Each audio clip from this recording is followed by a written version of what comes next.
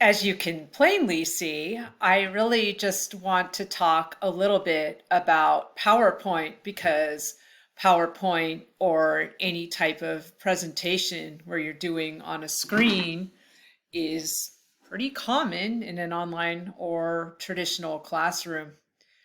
So I just want to give you a few tips on how to make your PowerPoint not PowerPointless. And remember, there's two major purposes of using a visual aid of any kind. And the first purpose is to clarify. So I want you to think about this for just a moment and ask you,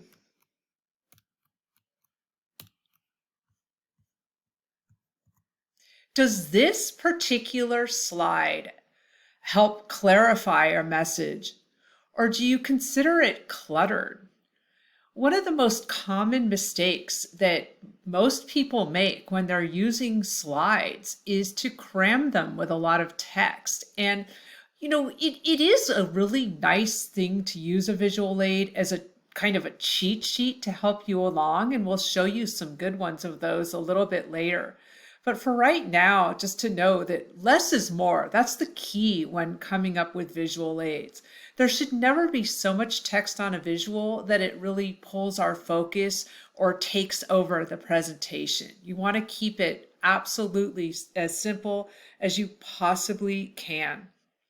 And another purpose of a visual aid is actually to add a little bit of humor or excitement. So, what's funny is that I hear speeches all the time about caffeine. And one years ago, I had this couple taking an 8 o'clock class, and this one of the people in the couple actually decided to take a picture of his girlfriend who had fallen asleep in class, and he opened up the speech by talking about or just asking the class, hey, have you ever fall asleep in class? So sometimes having a visual is just kind of nice. Now, it's also really good to have a blank slide in between when you're not showing images. And, that's just so that the audience isn't distracted, that your visual aid, your slide has a purpose of some kind.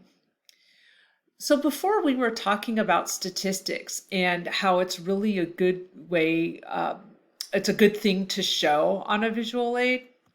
So one of the common places or common types of visual aid is actually just a pie chart where you want to show distributions or percentages. And these kinds of numbers are always come with a source. Like, tell us where you got your source.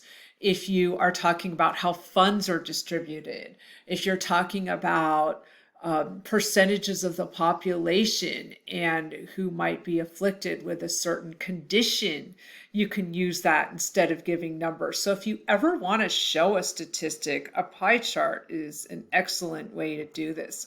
And another common type is actually using a showing a statistical trend. And when you look at so again, the California Highway Patrol is the source on this particular graph, and so it's another easy place to cite a source. And if you want to do some simple comparisons by just showing rises or changes in in data throughout the years, throughout the weeks, throughout the months, and they're constantly showing coronavirus trends and how they're going up, up, up, and then they're settling down and then going back up, up, up. Graphs like that, line graphs, pie graphs, any of those can be really, really helpful. Again, it's nice to have a blank slide in between when you aren't talking about it anymore. One of my favorite kinds of visual aids that you should find really, really comforting are simple photographs. So anytime you use a picture to clarify, to add excitement, remember, keep those goals in mind and not take over. If you're talking about an artist like O'Keeffe and you want to show a picture of their work and analyze it or just talk about it, all you need is the picture. You don't need labels. You don't need a whole bunch of text on it. Just keep it really simple and beautiful. Sometimes people have just a little picture to illustrate something. So I've heard speeches talking about coffee art, which is a really interesting subject matter. So coffee art, you can actually show a picture of something. And another thing is sometimes you want to explain your visual or your slide. So my feeling is I really don't understand what's happened to coffee. I just think I grew up drinking coffee black, and to borrow a great line from Frasier, I'm a regular Joe and I like my Joe regular. So sometimes just having a picture to illustrate is really kind of fun as well. And again, having that blank slide in between when you're not talking about. One of my favorite visual aids that illustrates keeping things simple, but also really involving the audience. Because guess what? Audience members are egocentric. We want to hear how your topic relates to us. And so this last visual that I want to show you is actually just a drawing.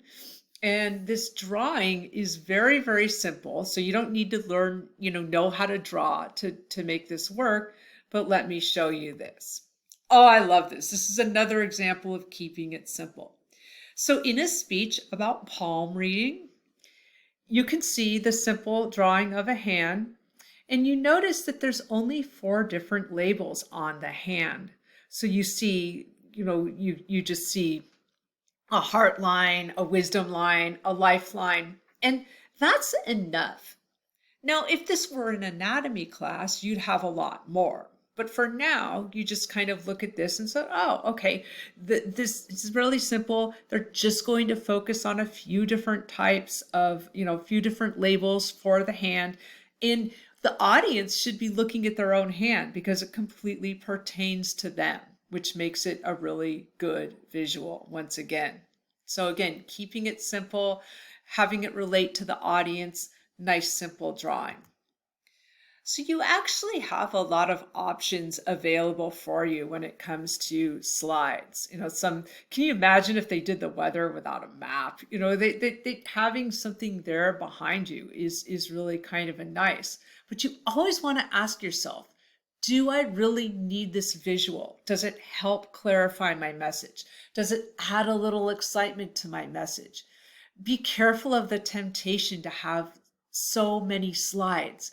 You may not need a slide to back up every single thing you say, just what's going to add that clarity and what's going to make it interesting.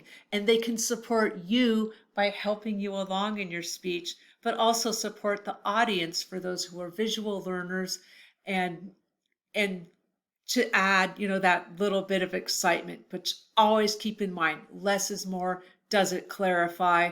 And it might even help you in the end.